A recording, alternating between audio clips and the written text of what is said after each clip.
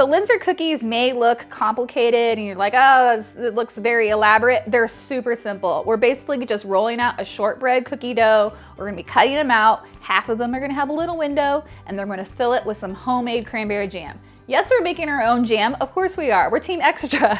But if you don't want to make your own jam, you can literally use any kind of jam. Just like grab some out of a jar and you're ready to go.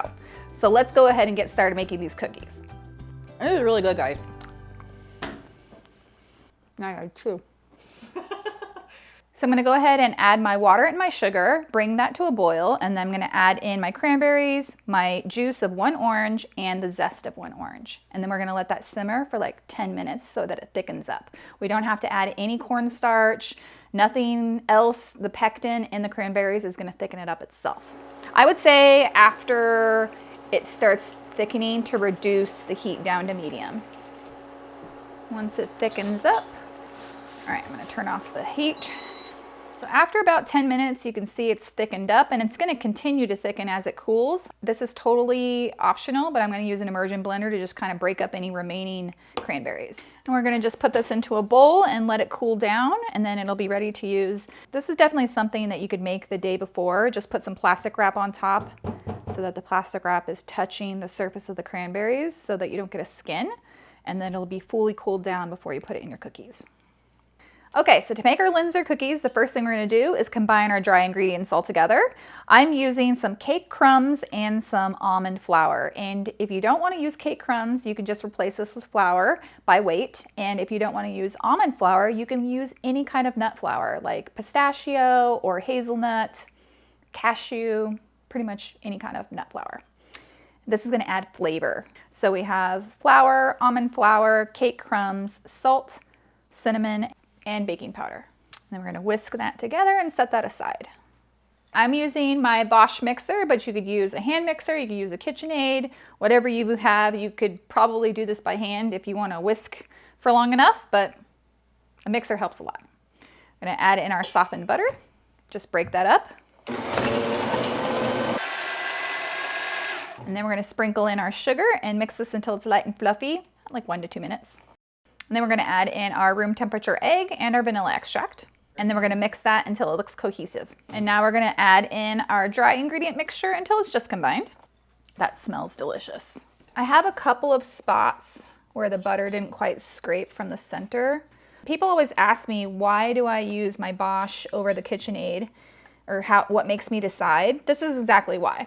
When a recipe is so small that it doesn't fill the bowl very much, the Bosch actually has a hard time scraping.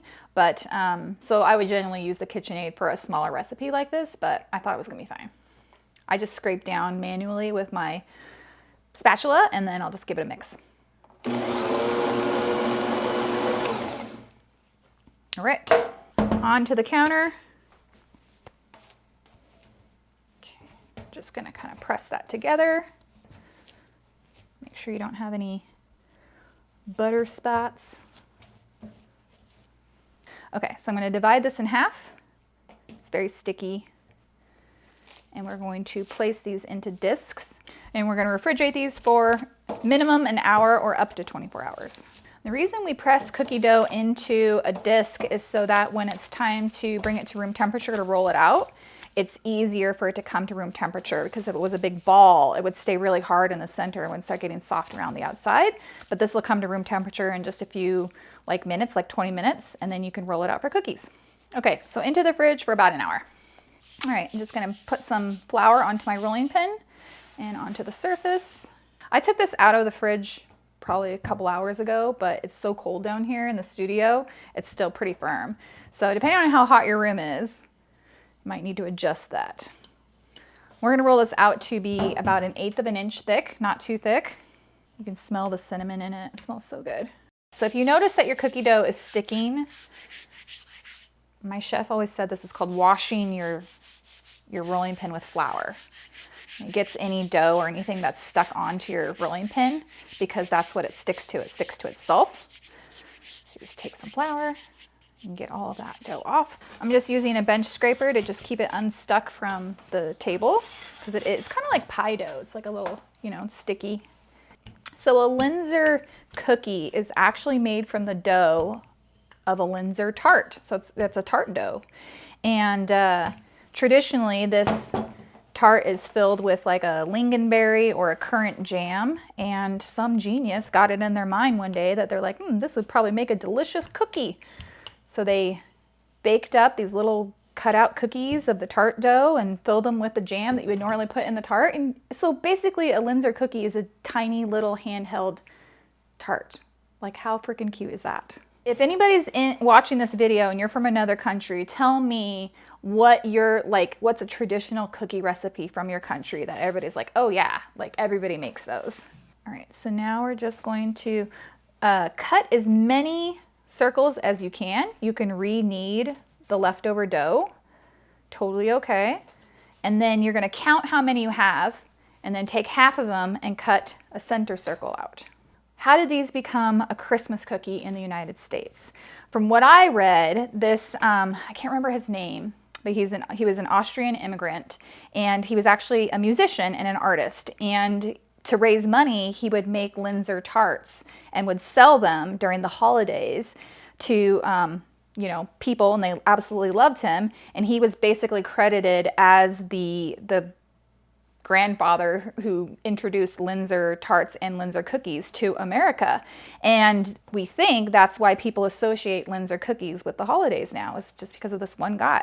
It's pretty awesome. I'm just gonna press it back together and add it to the other dough. So I have 12 here, because I think that's how many I can fit on one tray. And I'm gonna cut out the center. This is called the Linzer eye. I don't know why it has a name. So these are special Linzer cookie cutters, but you could use just regular cookie cutters as long as you just had like a large round one and then a smaller one. Linzer cookies traditionally have this kind of crimped outer edge. So if you wanted to buy like official Linzer cookie cutters, you can. When you're baking these cookies, you want to bake the ones without the hole separately because they take longer to bake than the ones with the hole. We're going to bake the full cookies at 325 degrees for 10 minutes, and we're going to bake the ones that have the centers cut out for 8 minutes, or until they're golden. All right, our Linzer cookie tops are all cooled down. We're going to dust them with some powdered sugar. Do that before you put them together. Finally, my tiny sifter comes in handy.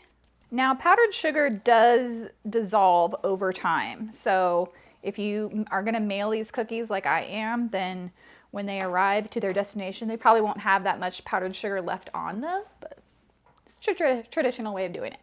Look at this beautiful cranberry filling. It's all thick. Putting it into a piping bag, and I'm just going to snip off the end. And I have all of my cookies bottom side up. So we don't want to put too much filling in. We're just going to go around the edge like that. And then we're going to put the top on. And then we're gonna fill the center. Oh my gosh, how freaking cute, you guys. That just screams Christmas. So then we're gonna let these sit at room temperature just overnight. You can put them in like a Rubbermaid container if you don't want them to be like exposed to air. And that's gonna allow the jam to kind of dry out a little bit. Or if you need to speed up the process, you can put them into your oven with just the oven light on, and that will kind of start dehydrating them as well. And then they'll be ready to package up. And because this is so high in sugar, it's basically a preserve and it's not gonna go bad. So don't freak out. I promise it'll be okay. All right, let's taste one of these babies. Actually, can't remember the last time I had a Linzer cookie, so this is gonna be a whole surprise.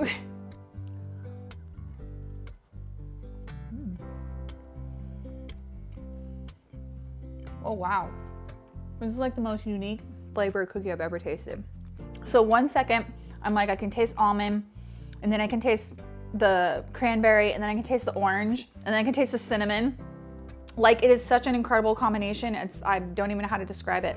The cookie is so delicate and tender, like it's not dry. It just breaks off in your mouth, and then you get like the tartness from the cranberry. It's so good. It is really good, guys.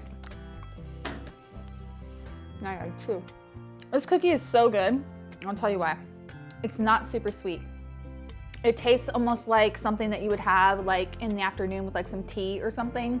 And I feel like I could eat probably 2 or 3 of these without getting like a stomach ache, because it doesn't taste like it has a ton of sugar in it. And that's probably why they have the powdered sugar on top, because it kind of sweetens it up. Super good cookie. I can see why this is basically the original Christmas cookie, and it's a tradition for so many people. That's it, guys. That is how you make a traditional Linzer cookie. If you enjoyed this recipe, be sure to check out this gingerbread house from last year. Until then, happy cookie making. See you guys next week. Bye.